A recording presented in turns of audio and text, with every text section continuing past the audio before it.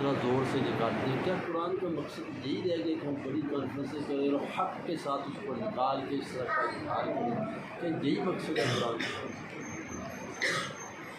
اصل میں آپ کا سوال بہت اچھا ہے، لیکن یاد رکھیے گا کہ اگر ایک چیز ثابت ہو تو ضروری نہیں کہ ہم پہلے اس کا رد کریں پھر دوسری چیز جو ہے وہ واضح کریں.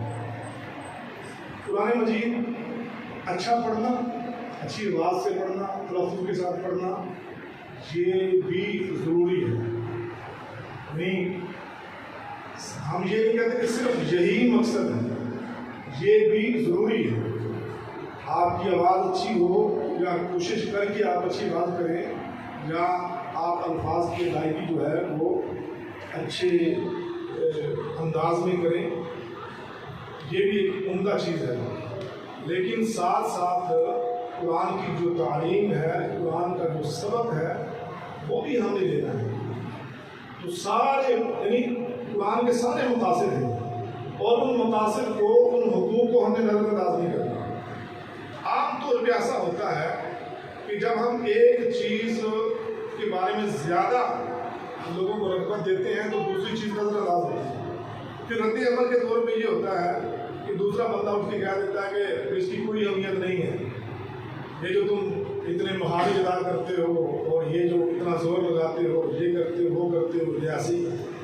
حالانکہ اس کا اپنا مقام ہے. یعنی رد عمل نہیں ہونا چاہیے.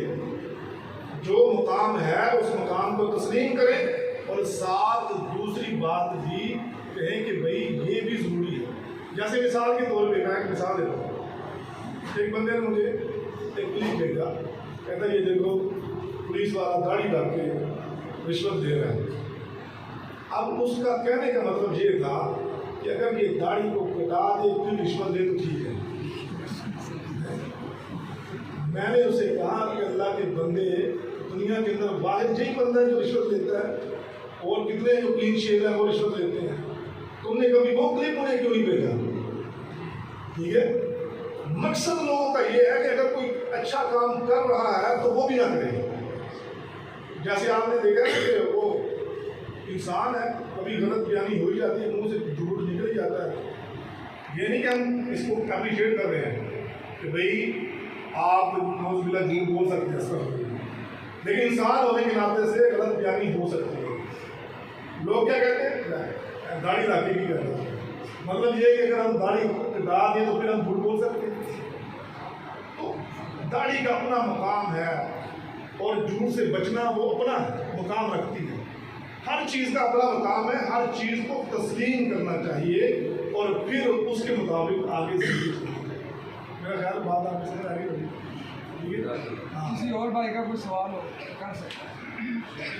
کیا شرک کرنے والے امام کے پیچھے نماز ہو سکتی ہے؟ کیونکہ پچھلے دنوں ایک پروگرام تھا اسپین کا انصاف، تو اس کے اندر انجینئر مختلف مرزا بھی انہوں نے علماء سے بلوایا کہ وہ کہہ رہے تھے کہ ہم نے صاحب نے لکھ کے دیا اگر امام آئمہ کے پیچھے نماز ہو جاتی ہے، آگے کوئی بڑی نہیں ہے دنیا کا کوئی بریلوی عالم نسلی جو شرک نہ کرے.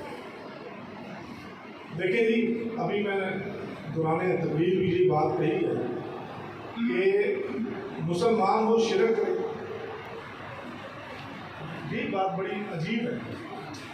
مسلمان ہو شرک کرے. جب مسلمان کے لیے بنیاد ہے توحید، جب توحید مانتا ہے شرک وہاں پہ ختم ہو جاتا ہے.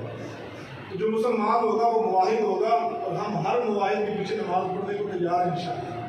لیکن جو مشرک ہوگا، جو بدعت کرے گا اور بدعت مکفرہ کرے گا، ہم اس کے پیچھے کبھی نماز نہیں پڑھیں.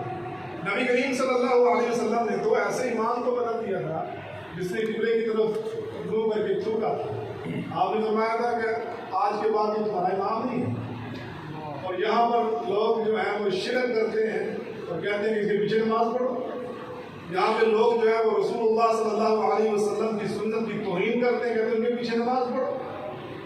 یہ کیسے ممکن ہے؟ یعنی لوگ بدی پر ہمیں مجبور ہیں، کوئی شرک چھوڑنے کو تیار نہیں.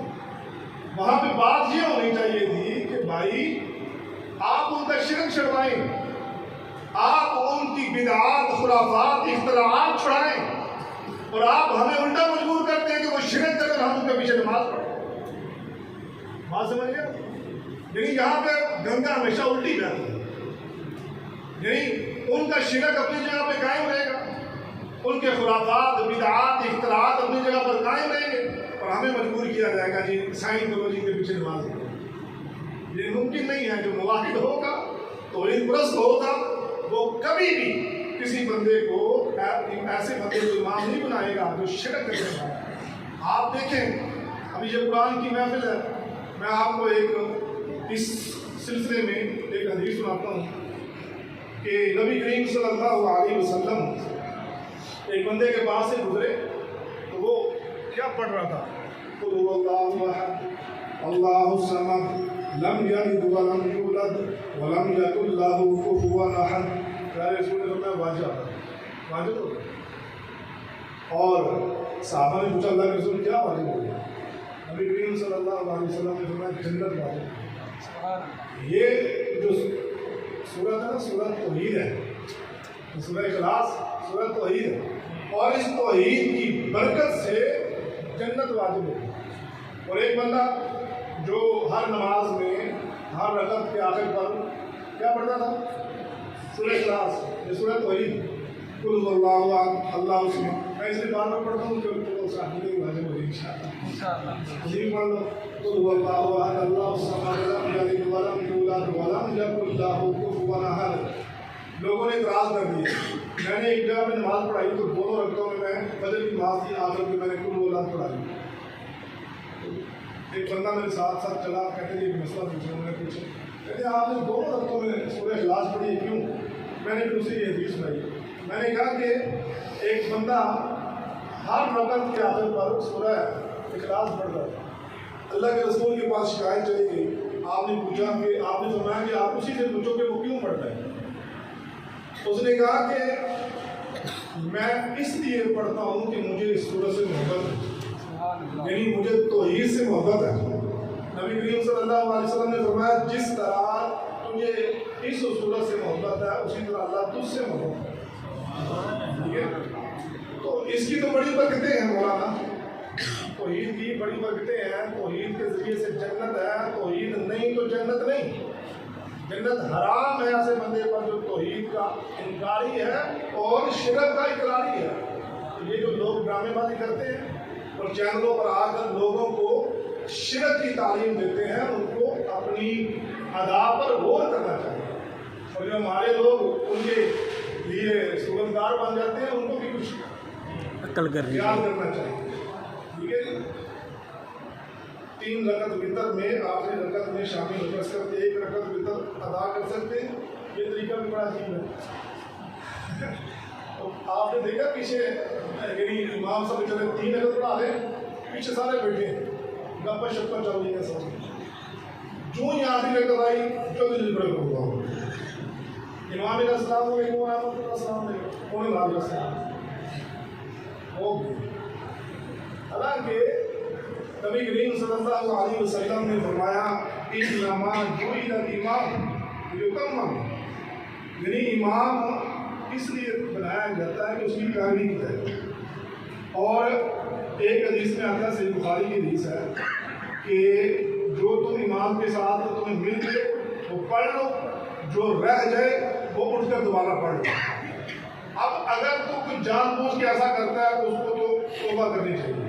تو اگر بائی چانس کوئی لیٹ آیا ہے اور آخری رکعت وتر کی ہو رہی ہے تو وہ 1 رکعت امام کے ساتھ پڑھے گا, باقی 2 رکعت, اگر وہ 3 رکعت ہے تو باقی 2 رکعتیں کھڑے ہو کے پڑھے گا. اس حدیث کے تحت امام پیروی کے لیے, اور دوسرا جو امام کے ساتھ مل جائے وہ پڑھ لو, جو رہ جائے وہ اٹھ کے پڑھ لو. صحیح بخاری کی حدیث ہے. ٹھیک ہے جی. یہ طریقہ بھی صحیح نہیں ہے. وتر کے بعد کئی حضرات نماز پڑھتے ہیں وتر کو آخری رکعت نماز بنانا چاہیے. نبی کریم صلی اللہ علیہ وسلم نے وتر کو آخری آپ نماز بنائیں. جس بندے کو قیام کا شوق ہو اس کو چاہیے کہ وہ وتر نہ پڑھے. اور اگر کبھی بائی چانس ایسا ہو کہ وہ وتر پڑھ چکا ہو اور پھر اسے خیال آئے کہ میں نے قیام کرنا ہے, ایسی صورت میں یہ ہوگا کہ وتر اس کا وہی قائم رہے گا. لیکن وہ قیام کر لے گا. لیکن یہ بائی چانس ہے, کبھی کبھار ایسا جو بندہ مستقل قیام اللیل کرتا ہے اس کو چاہیے کہ وہ وطر نہ پڑھے. بعض بار ایسا ہوتا ہے نا کہ بندہ وطر پڑھ کے سو جاتا ہے, عام طور پر اس کی آنکھ نہیں کھلتی, ایک دن آنکھ کھل گئی, کہتا ہے چلو یار آج اللہ کو یاد کر لیں گے, پھر نال ہی سوچتا کہ میں تو وطر پڑھ لیں, پھر پچھلا میں سویا ہے تو وطر پڑھ لیں, تو اس کو قیام کر لینا چاہیے. لیکن یہ کبھی کبھار ہے, عادت نہیں اس کو کہا. کیا قرآن پورا دین ہے؟ میرا خیال ہے کہ اس کا پس منظر یہ ہے کہ بعض لوگ یہ کہتے ہیں کہ ہمارے لیے قرآن کافی ہے, ہمیں حدیث کی کوئی ضرورت نہیں ہے. تو اگر تو یہ پس منظر ہے تو پھر تو بات غلط ہے, کیونکہ قرآن ہی تو یہ کہتا ہے وما آتاکم الرسول فخذوہ وما نہاکم عنہ فانتہوا, کہ رسول جو دے وہ لے لو, اور جو رسول جس سے روکے اس سے رک جاؤ. تو رسول کیا دیتا ہے؟ اتنی باتیں ایسی ہیں جو قرآن میں مجمل ہیں اور اس کی تفصیل جو ہے وہ رسول نے بتلائی ہے. آپ دیکھیں نماز کا حکم ہے, لیکن نماز پڑھنی کیسے ہے یہ ہمیں رسول صلی اللہ علیہ وسلم نے بتایا. اور زکوٰۃ کا حکم قرآن میں ہے, زکوٰۃ دینی کیسے ہے یہ رسول اللہ صلی اللہ علیہ وسلم نے بتایا. چور کا ہاتھ کاٹنا ہے یہ قرآن میں ہے, کہاں سے کاٹنا ہے, کتنا کاٹنا ہے, اور کتنی چوری پر کاٹنا ہے یہ رسول اللہ صلی اللہ علیہ وسلم نے ہمیں بتایا ہے. تو دین مکمل اللہ کے رسول پر ہوا ہے, اور رسول اللہ صلی اللہ علیہ وسلم کی ہر ادا سنت حدیث دین ہے, کیونکہ رسول اللہ صلی اللہ علیہ وسلم نے فرمایا الا انی اوتیت القرآن ومثلہ, خبردار مجھے قرآن اور اس کی مثل دیا گیا ہے. اور مثل کیا ہوتا ہے؟ اس جیسا. مطلب کیا؟ قرآن بھی اللہ نے مجھے دیا اور اس کی مثل یعنی حدیث بھی جو ہے یہ بھی وما ینطق عن الہوی ان هو الا وحی یوحی. تو پتہ یہ چلا کہ قرآن و حدیث یہ دین ہے, یعنی قرآن جو ہے یہ بھی دین ہے اور حدیث جو ہے وہ بھی دین ہے.